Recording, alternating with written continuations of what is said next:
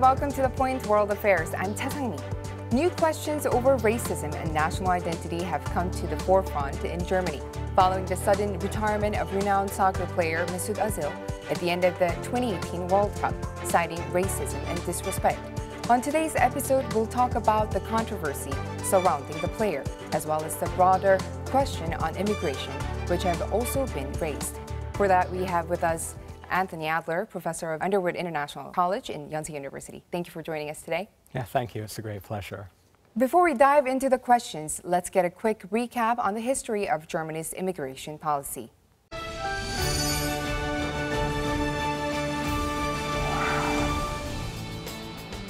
Germany has recently seen stellar economic growth and a rise in its population through aggressive immigration policies, as young immigrants from Europe and around the world have been the driving force behind the German economy. According to 2016 statistics, 1 out of 5 people in Germany, or roughly 16.4 million people, had a migrant background out of the total 18 million residing in the country. While most are from Poland, Russia, and Italy, those of Turkish origin account for the largest proportion of immigrants. A large number of Turkish workers started immigrating to Germany starting from the 1960s, as Germany set out to solve the severe labor shortage problem from rapid reconstruction and development after World War II. They contributed to the so-called Miracle on the Rhine and slowly carved a place for themselves and their descendants. Currently, the number of Turkish immigrants residing in Germany is estimated to be around 4 million. Meanwhile, a second big wave of migration occurred in 2005 after Angela Merkel was sworn in as the Chancellor. This time, it was to solve the dangerously low birth rate.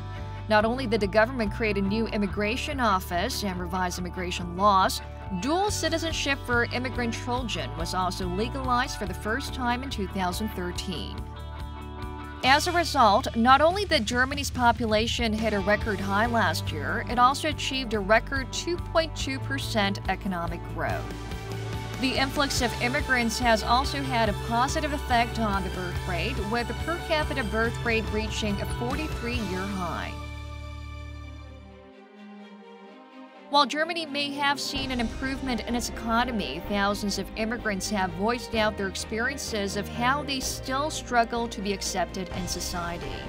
Everyday racism, economic and cultural deprivation, and nationalist sentiment are just some of the many problems.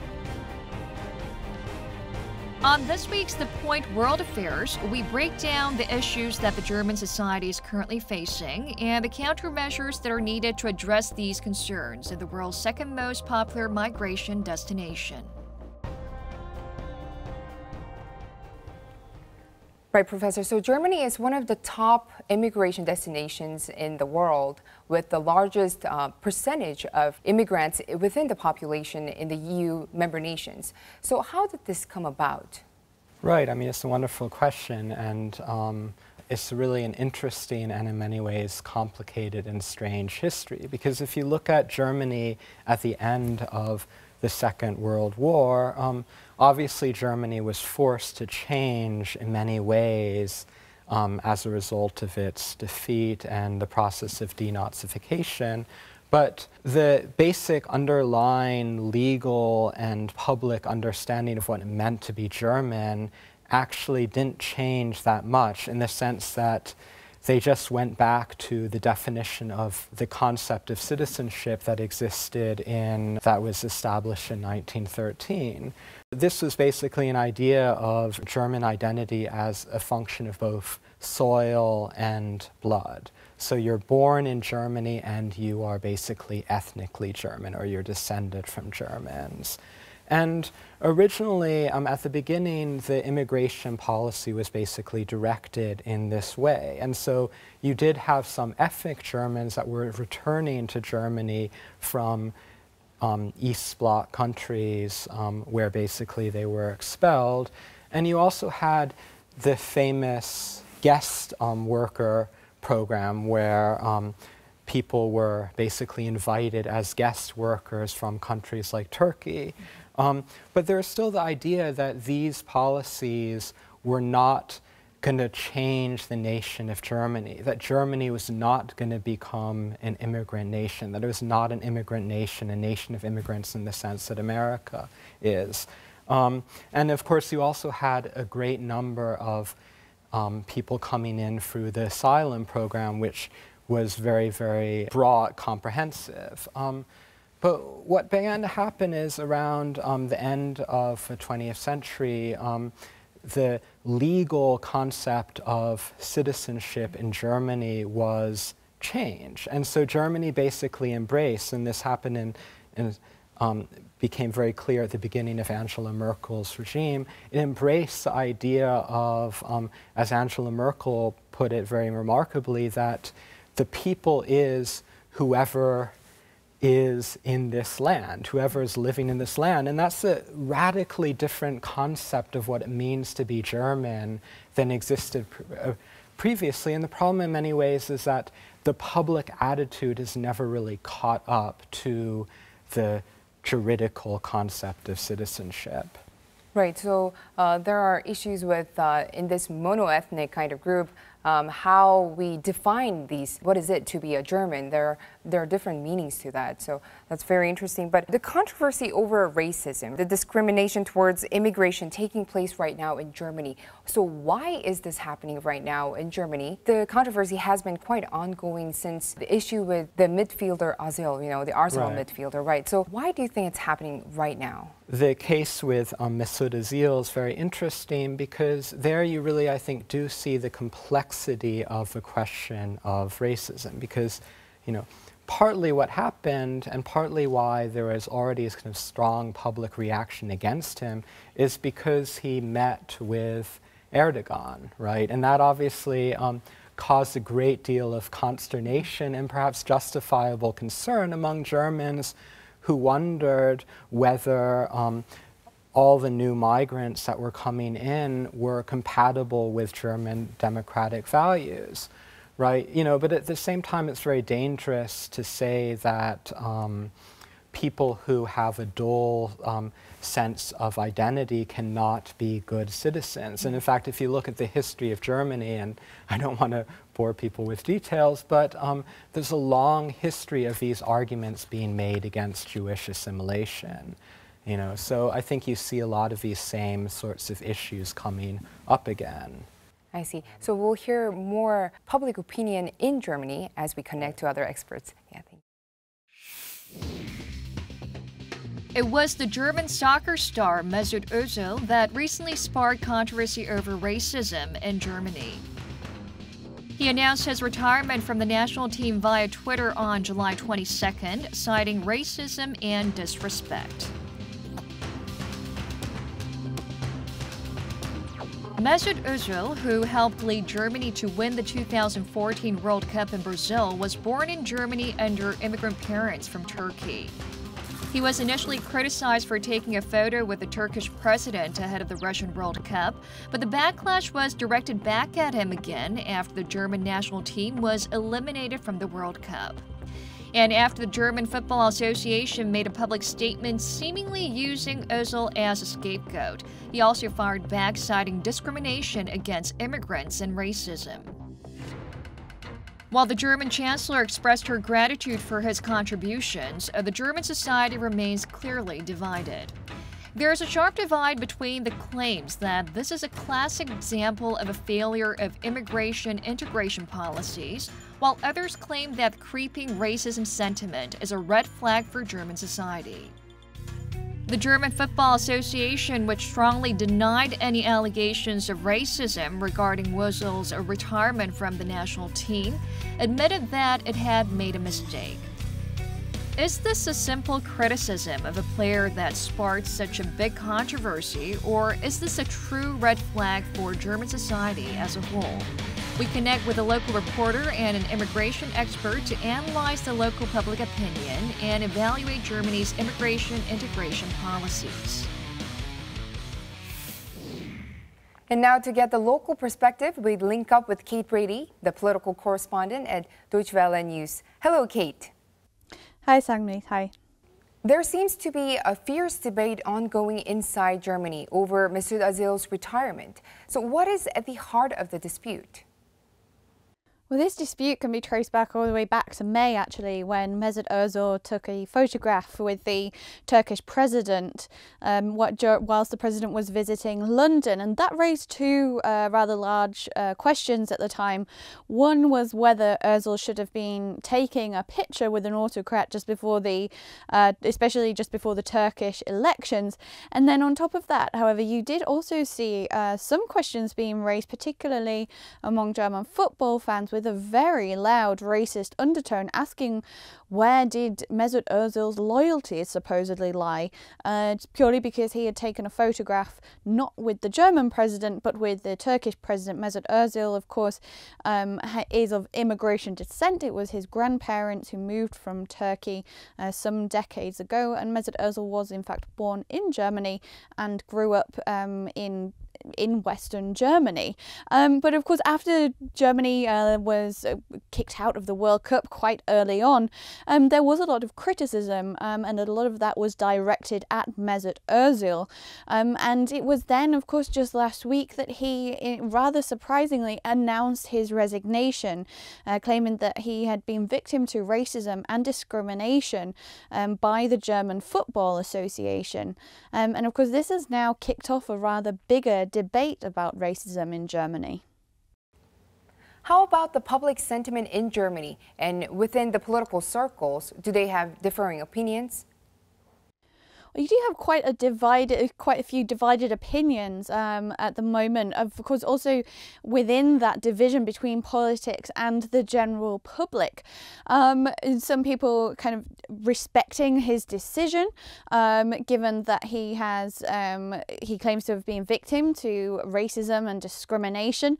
And then at the same time, you have people that have supported his resignation, saying that he shouldn't be playing for the German national team. And this is when these rather racist undertones have been rearing their head, really, in German society. But as far as politics is concerned, leading politicians, at least ministers in Germany, have responded very much with the same message, saying that this needs to be addressed and that it's quite alarming if a member of the German national football team he's leaving his position over racism. And of course, this also has launched a campaign on social media, especially Twitter, with the hashtag #MeToo campaign, not to be confused with the women's rights hashtag #MeToo. But this refers to a comment made by Mesut Ozil saying that he had two hearts, one in Turkey and one in Germany.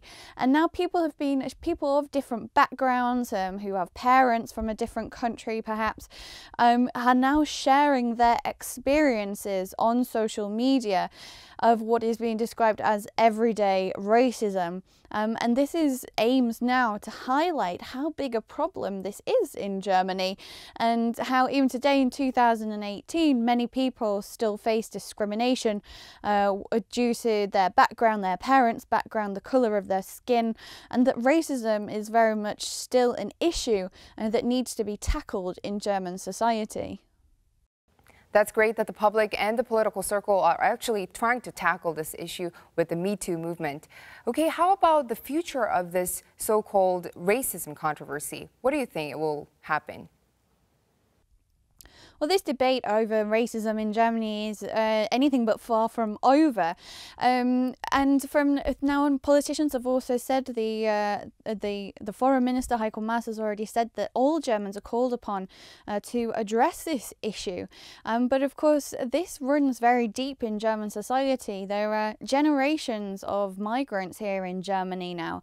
And of course, as we've heard from some politicians, it is quite unsettling when people that were in fact born in Germany, and regardless, even if they weren't born in Germany, that they are still facing discrimination, that they face these offhand flippant comments day to day, whether it's regards to their background or prejudices and the chances that they're given in society, whether that's in the workplace or even just socially. And so this debate is certainly going to continue over the coming weeks, and is certainly going to be something that needs to be addressed. But politicians alone aren't going to solve this. This is definitely a very deep societal issue. I see. Thank you, Kate, for the updates. Now, I want to shift the tone a little bit towards the policy side. For that, we connect to Dr. Petra Bendel, Professor of Political Science, and Frederick Alexander University. Hi, nice to meet you. Thank you for calling. German Chancellor Angela Merkel has been directly and actively implementing immigration policies since she took office. What is her key policy she has been pushing for to help immigrants settle down and integrate into the German society? Actually, we should differentiate between maybe three kinds of policies, which is immigration policy, asylum policy, and then integration of all the people who have come in the last years to Germany. And if you look at the challenges that the two Merkel governments, the two grand coalitions in the last years faced, I would start with the integration policies, because it's no secret that the very high influx we had in 2015 and 2016 put all our integration systems on a heavy strain, actually. The reception conditions, the asylum procedures, the educational system, and also the labor market. So these were a lot of challenges with regard to integration policies. And then with regard to asylum and refugee policies, in the first year we had quite a welcoming culture among the public, which emerged quite strongly.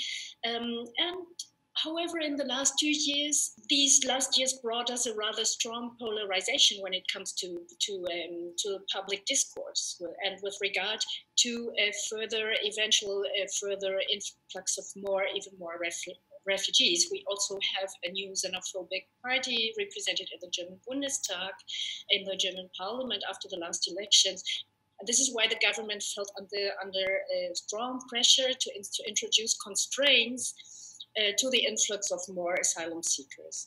Then when it comes to immigration or labor migration policies, Germany, as much as other Western countries, faces a strong demographic change and a lack of skilled labor. So another challenge has lied in developing a new immigration bill, which we are now hoping to gain in the new legislature. So these were basically the three challenges that the two Merkel governments faced.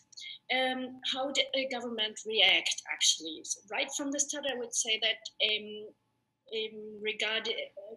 from the start of the high influx of the refugees, the government, the Grand Coalition, agreed to become more integrative, to foster integration policies, especially regarding the labor market integration. Thank you. That was a very clear wrap-up of the policies. Now, how about the recent controversy over the racism and discrimination in Germany? What do you think is the cause behind it? I would say it's not just recent, because scientific research has for several years pointed to the fact that immigrants from the first, the second, and still from the third generation of persons who have come in the 50s and in the 60s still feel either explicitly or implicitly discriminated in many aspects, especially in the schools and also in our labor market. So I think it's high time to listen to the immigrants, to listen to their experience, and this is what they are uttering right now. Surveys also have shown that immigrants identify possibly with more than one country. You might have more than one identity. We all have multiple identities, of course. So I think in the 21st century, this has to have more than one identity has become a normality. However, a perspective which is fostered by populist movements and national conservative movements, not only in Germany, but also in other European countries. They foster like an idealized version of a homogeneous society, of a homogeneous culture, which, like this, has never existed, let alone in modern societies. The German, as much as the Korean, I suppose, culture are heterogeneous per se and cannot be summed up in one homogeneous culture. So I think, yes, it's high time to utter these concerns that immigrants now come forward with. So at this point, how would you evaluate the policy of Merkel? Let me underline that this is not only a competence of the national government, but as we have a federal system and the municipalities and the Länder and the federal entities are all included in this complex mosaic of integration policies. And especially the municipalities, I think, have done a very great job in receiving the immigrants, in teaching language courses, in teaching integration courses, in letting people into the school system, into also the educational in the vocational formation system, as well as into the labor market. Of course, there remains a lot to be done. However, what we have done is to open up to mainstream integration policies, to open up all systems to the refugees. And I think we also, on the other hand, have learned quite a lot from the refugees, because there were policies that remained sleeping or remained with a lot of problems, but which only came up with the refugees in their in the way which it came up in 2015 and 16. And which we saw that, for instance, we have to do a lot more social building. We have to open up our educational systems and find more spaces for early childhood education, etc. And this came out with the refugees, but we have opened up our system, and this has been a learning effect for us all, and we all have profited actually from this learning effect. Thank you very much for your insights, both of you. That have been Kate Brady from Deutsche Welle News and Professor Petra Bendel from Friedrich Alexander University. Now, Professor, you heard differing opinions in the public sentiment in Germany. So what did you think about that? Obviously, the racist sentiment expressed towards Mesut Ozil is outrageous and it's very problematic. But I do think that in the background of this, you have the fact that it's only very recently that Germany has really embraced this idea of being a nation of immigrants. And I think that it's going to be a difficult struggle, and it's impressive that the country is undertaking this struggle, but it will be a difficult struggle to get to the point where the average German citizen really embraces this idea of Germany as an immigrant nation and German identity as not bound up with ethnicity. Just now, Dr. Bendel just told us about the three policies: immigration policy, the asylum policy, and the integration policy that Chancellor Merkel has been pushing for. So do you see eye to eye with this?